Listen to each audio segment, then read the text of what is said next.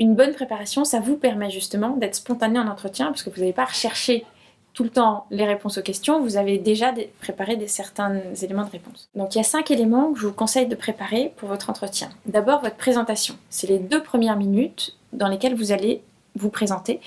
Ça répond souvent à la question « Parlez-moi de vous, présentez-vous ». L'idée, c'est surtout pas de relire votre CV ou de partir forcément d'un point de vue chronologique, mais de donner les éléments clés de qui vous êtes, ce que vous savez faire, quelles ont été votre expérience ou vos formations.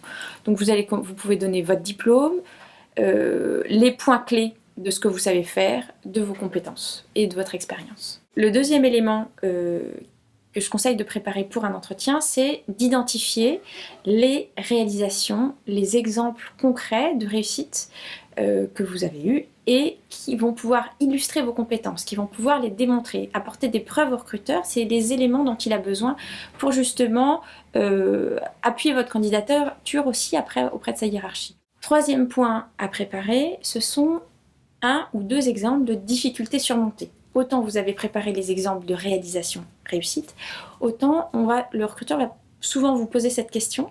Si vous ne l'avez pas préparé, vous pouvez être gêné ou alors trouver un exemple de difficulté que vous n'avez pas forcément surmonté, ce qui ne va pas démontrer justement des éléments positifs sur votre candidature. Donc l'idée, c'est vraiment de le préparer et de montrer comment vous l'avez surmonté. Ça parle de vous, de quels sont les éléments que vous mettez en œuvre face à une difficulté, et c'est ça que recherche le recruteur. 4e point, l'idée est de préparer les questions qui vous gênent, vous personnellement. On a tous des points sensibles, particuliers. Le recruteur, quand il vous pose une question, il ne sait pas forcément que c'est une question piège pour vous. Pour lui, il n'a pas pensé comme une question piège. En revanche, l'idée, c'est que vous, avant l'entretien, vous vous posiez les questions. Quelles sont les questions que je ne voudrais pas qu'on me pose? Et c'est celle-là qu'il va falloir préparer encore plus pour justement qu'elle ne vous plombe pas en entretien et que vous ayez préparé une réponse très rapide qui repart sur un côté positif.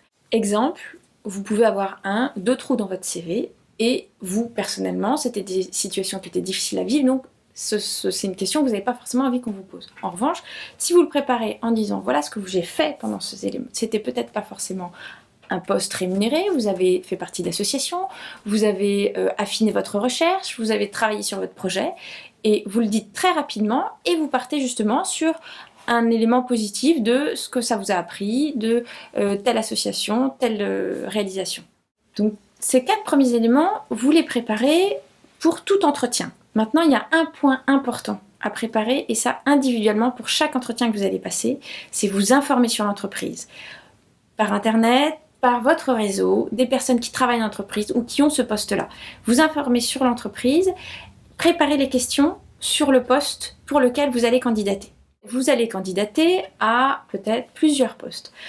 En revanche, le recruteur qui vous reçoit, lui, il a un poste à pourvoir. Si vous ne savez plus pour quel poste vous candidatez, c'est très gênant pour le recruteur. Donc c'est vraiment important que chaque entretien soit préparé de manière unique sur ce point-là.